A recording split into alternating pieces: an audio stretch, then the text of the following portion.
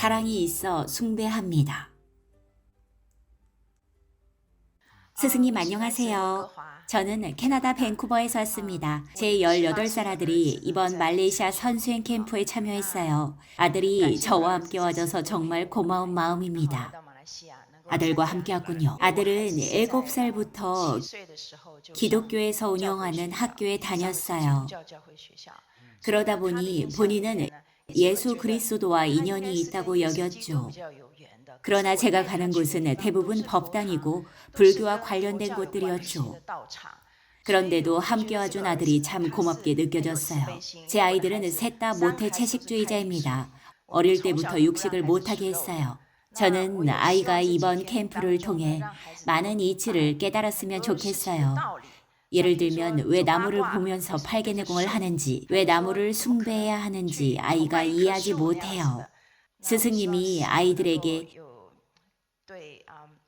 좋은 가르침을 주시기를 청합니다. 스승님 감사합니다. 감사합니다. 아주 훌륭합니다. 어머니가 채식하고 아이들도 어머니 뱃속에서부터 채식했고 어머니가 오고 싶어하니 같이 와준다는 것은 아이들이 철이 든 겁니다. 생각이 꽤 성숙하다는 뜻이죠. 방금 왜 나무를 숭배하는지 물으셨죠. 누가 나무를 숭배하라고 했죠? 나무를 숭배하는 것이 아니라 나무를 보면서 수행하는 겁니다. 나무가 자라면 나도 자랍니다. 나무는 생명이고 자연이며 영험한 존재입니다. 사람이었지만 이미 죽었다면 나무와 차이가 있을까요? 팔개내공을 할 때 나무 주위를 도는 것은 숭배의 의미가 아닙니다. 첫째, 나무를 기준으로 원을 돌기 위함이고 둘째, 나무도 생명이기에 이러한 나무를 통해 자연을 품고 사랑한다는 의미입니다. 나무는 자연을 상징하며 자연의 만물 중에서 가장 대표적이고 진실한 생명의 존재입니다. 나무와 소통하면 자연 전체와 소통하는 겁니다. 그래서 저는 팔개내공에 이끄는 말을 연구할 때 이런 깨우침의 구결을 강조했습니다. 내가 나무이고 나무가 나입니다. 내가 자연이고 자연이 나입니다. 이런 깨우침이죠. 그저 상을 숭배한다면 어떤 형상이든 깨트려야 합니다. 불상이든 예수상이든 모두 깨부셔야 합니다. 최고 경지의 종교 신자들에게 있어서 상을 숭배하는 것은 아주 무지한 행위입니다. 특히 오랫동안 불교를 공부한 분들이 알아야 할 점은 불상을 숭배하는 이유가 단순한 형상을 숭배하거나 부처님이 신이라서 숭배하는 것이 아니라 가장 자비로운 스승이기에 숭배한다는 겁니다. 부처님은 진리를 가르쳐 주셨고 그 진리는 마치 계산 공식처럼 세상의 모든 사물을 헤아리는 데 쓰일 수 있습니다. 그 진리는 만물에 깃든 인과의 법칙입니다. 남을 때리면 남도 나를 때리죠. 남을 안 때렸는데 매를 맞는다면 그건 상대의 욕심 때문이라고 이해할 수 있죠. 사람의 마음으로 보고 해석하면 모든 일을 이해할 수 있습니다. 아주 합리적이죠. 방금 질문 덕에 저도 깨달았습니다. 본래 팔개내공을 할 때 나무를 숭배하지 않지만 질문을 듣고 보니 숭배해야 할 것 같습니다. 감사하는 마음이 있으니까요. 자신이 받은 모든 도움에 감사하십시오. 저는 걸을 때 잡초 한 포기도 밟지 않고 개미 한 마리도 밟아 죽이지 않습니다. 이 세상을 사랑하기 때문에 모든 것에 감사합니다. 스승님 감사합니다.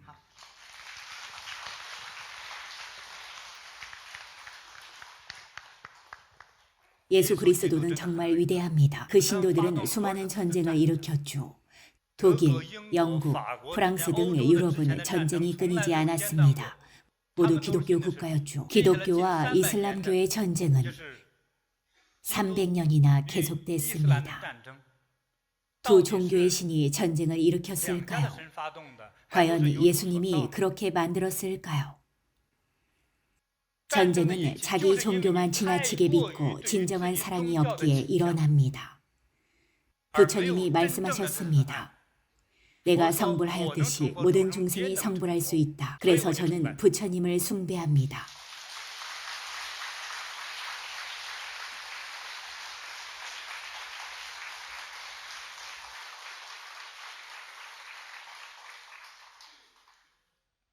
우리는 무지합니다. 제대로 알고 싶다면 역사를 찾아보세요. 유럽은 어떤 사람들이 전쟁을 일으켰는지 알아보십시오. 수많은 전쟁이 일어났지만 불자가 일으킨 전쟁은 드뭅니다. 불자들은 늘 모든 것을 참고 받아들이며 자아 성찰을 통해 문제를 해결합니다. 어디서 매를 맞고 손해를 봐도 전생의 공덕이 부족한 내 탓이라 여기고 다음 생을 기약하며 자신을 닦습니다. 가족이 살해당하면 천도하고 부처님께 해탈을 청하고 인연이 여기까지라고 생각하죠. 이것이 바로 자해탈이고 자각입니다. 비할 바 없이 큰 자비와 너그러움입니다. 이것이 바로 불교입니다.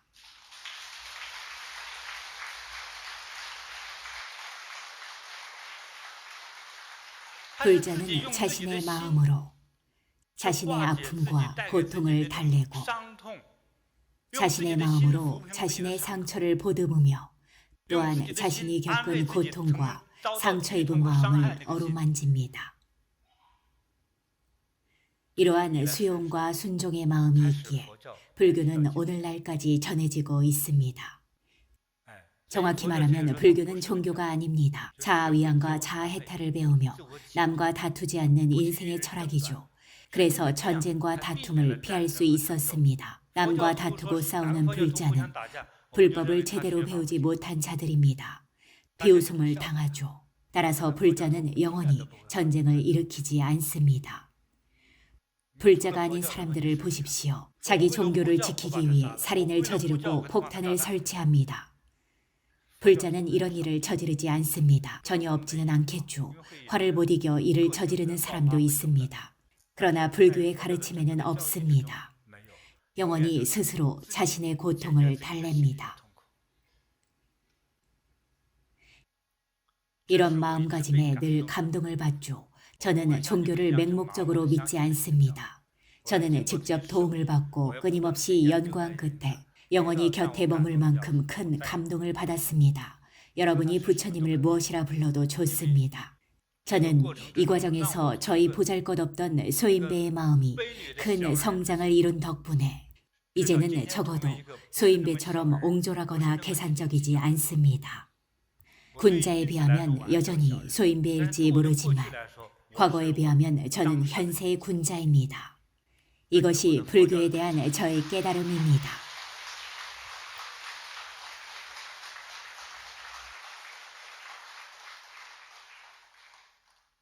해탈은 남이 이루어주지 않습니다. 오직 자신의 마음으로 스스로 자신을 설득하고 자신의 자비심으로 모든 장애와 고통, 충격, 실패를 해소해야 합니다. 하지만 말처럼 쉽지 않습니다. 만약 여러분의 아이가 밖에서 억울한 일을 당했다면 꾹 참고 넘어갈 수 있겠습니까? 그럴 수 없겠죠. 그러나 모든 불자들은 언젠가는 자신의 마음으로 녹여냅니다. 아무리 큰 고통도 마음속에서 녹여내고 또한 원한을 품지 않습니다. 이것이 바로 해소입니다. 그저 참는 것이 아닙니다. 이런 이치를 잘못 이해하고 무조건 참으라는 분들도 있죠. 욕을 먹어도 참고 손해를 봐도 참으라고 합니다. 참을 수 없는 일도 참으라고 하죠. 그러나 참는 것에는 한계가 있습니다. 진정한 지혜는 이런 고통을 자비심으로 녹여내는 것입니다. 오늘 고통스럽다면 그 고통을 녹여내십시오. 고통이 사라진 척만 해도 결국 진짜가 됩니다. 나아가 해탈하고자 한다면 남에게 보복하려 하지 말고 그 고통을 잊으십시오. 모든 방법을 동원해서 고통을 녹이되 보복하지 마십시오. 눈에는 눈, 이에는 이로 되돌려주는 그릇된 행동을 하면 안 됩니다. 그런 어리석은 행동은 상처만 남길 뿐이죠. 누군가와 시비에 휘말리면 남 탓이 아닌 내 탓으로 여기고 먼저 내가 무엇을 잘못했는지 돌아봐야 합니다. 제가 어릴 때 어느 동네를 지나다가 어떤 아이에게 난데없이 맞은 적이 있습니다.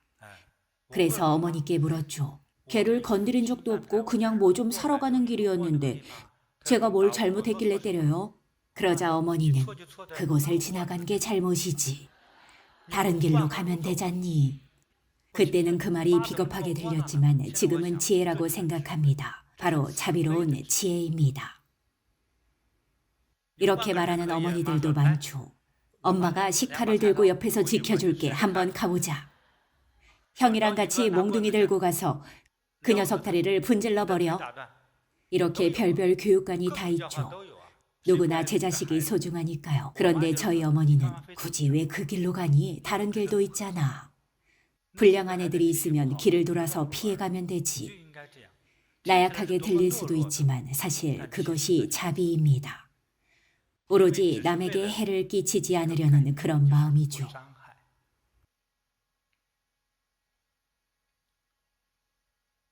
저는 불법을 배우는 과정에서 이런 일을 겪을 때마다 배우고 깨닫고 감동했습니다.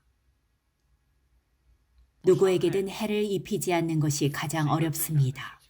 여러분은 다른 사람이나 동물에게 해를 입힌 적이 없습니까? 없는 사람은 손들어 보세요.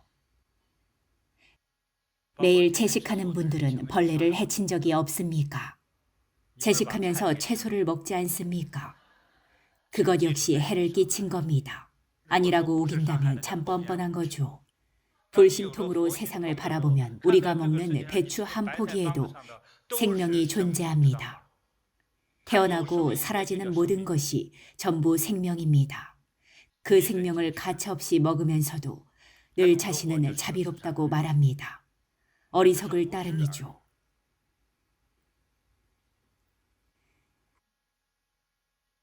생명에 대한 이러한 기본 개념도 없이 어찌 생명을 보호하겠습니까? 이런 개념을 천천히 실행으로 옮겨야 합니다. 내가 살기 위해 남을 해치지 마십시오. 자신의 배를 불리기 위해 다른 생명을 해치지 마십시오. 하지만 우리는 매일 그렇게 살아가고 있죠. 걸핏하면 닭다리를 뜯거나 돼지 고기도 먹고 소고기도 먹습니다. 자신이 먹고 살기 위해 다른 생명을 해칩니다. 멀끔한 양복을 차려입고 스테이크를 먹는 것이 과연 교양 있는 모습일까요? 그저 멀끔한 도살자일 뿐입니다. 여러분이 생각하는 교양은 도대체 무엇입니까? 잘 썰린 스테이크를 테이블에 올려두고 옆에 있는 웨이터의 서빙을 받으며 와인을 마시는 그런 모습입니까? 그것은 인자한 도살자에 불과합니다. 어찌 교양을 입에 담습니까? 남의 생명으로 자신의 배를 불리는 행위일 뿐입니다. 말이 조금 지나쳤군요. 죄송합니다.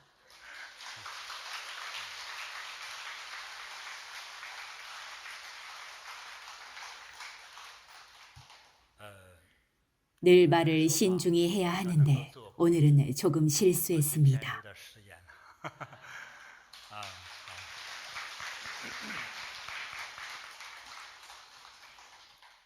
그러나 제가 이해한 대로 말씀드렸습니다. 말보다 실천이 어렵죠. 저는 직설적이지만 말한 것을 실천하기 위해 노력합니다.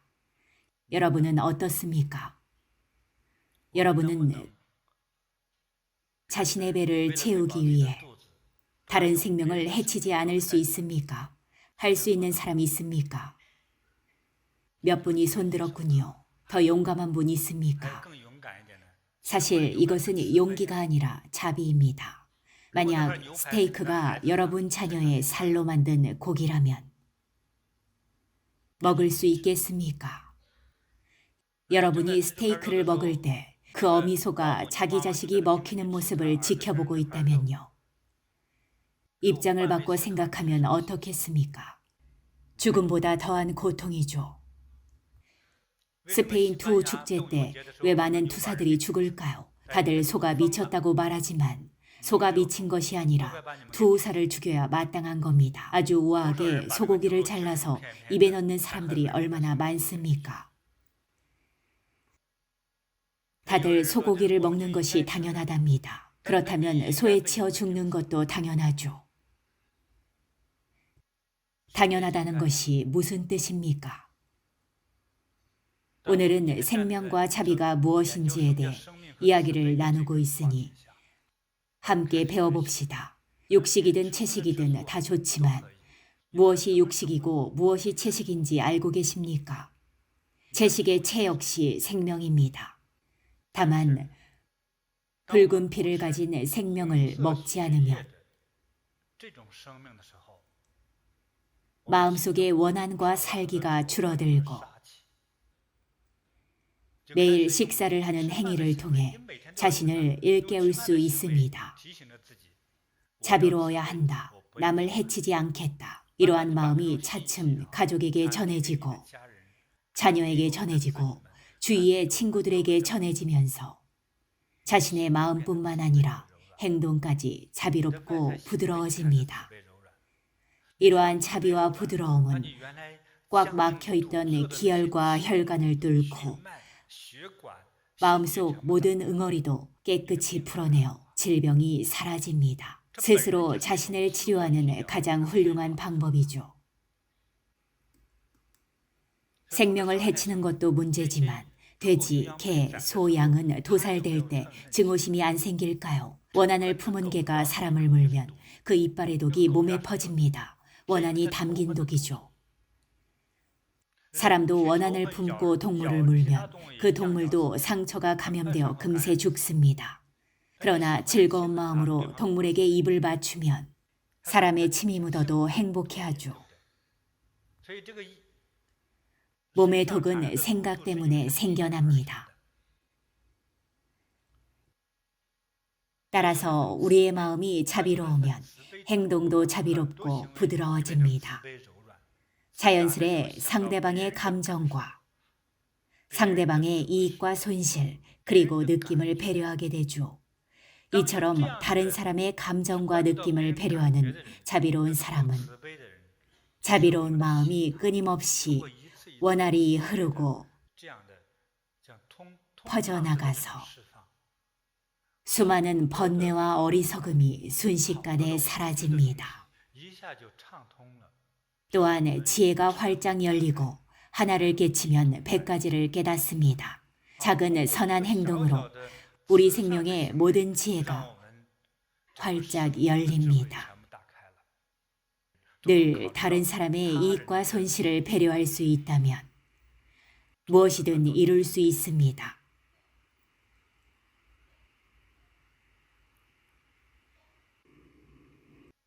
저의 이 두서없는 말들이 여러분에게 도움이 되기를 바랍니다. 그리고 여러분의 마음속 응어리와 질병이 소리 소문 없이 자연스레 사라지길 바랍니다. 모든 가정이 행복하고 가정, 사업, 자녀의 학업, 가족의 건강, 모든 것이 순조롭기 바랍니다. 모든 가정에 복이 넘치고 가족 모두 건강하시길 바랍니다. 오늘 속 시원히 다 얘기했습니다. 정식 설법의 형식은 아니었지만 여러분과 자연스럽게 소통했습니다. 다소 자극적으로 들리는 말이 많았을 겁니다. 조금 불편했다면 양해 부탁드립니다. 감사합니다.